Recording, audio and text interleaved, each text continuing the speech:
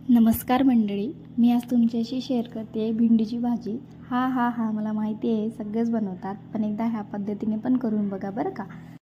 एक कढई घेतली, त्यामध्ये तेल टाकून त्यामध्ये जिरे, मोहरी, ठेचलेला लसूण, हिंग, कांदा, हिरवी मिरची टाकून छान परतून घ्यायचं. हिरवी मिरची कांदा परतून झाला की त्यामध्ये टोमॅटो घालायचा. टोमॅटो झाला की त्यामध्ये नंतर हळद पावडर आणि आपण जी कापलेली भेंडी आहे ती टाकायची. गोलाकार कापा, चौकोनी कापा, पण ना मला चौकोनी जास्त आवडते, त्याची टेस्ट पण थोडी वेगळी लागते. सोबतच मी इथे मस्त दाल तडका पण बनवलेला आहे. दाल फ्राय केल्याने वरून मस्त तडका दिलेला आहे. म्हणजे कॉम्बिनेशन भारी लागतं नाही का, वरण भात आणि एक सुकी भाजी आणि चपाती, मन मस्त असं जेवण होतं. भेंडीची भाजी झाकून शिजवा नाही का, आणि मध्ये मध्ये परतत जावं तिला, म्हणजे ती लागणार नाही तळाला.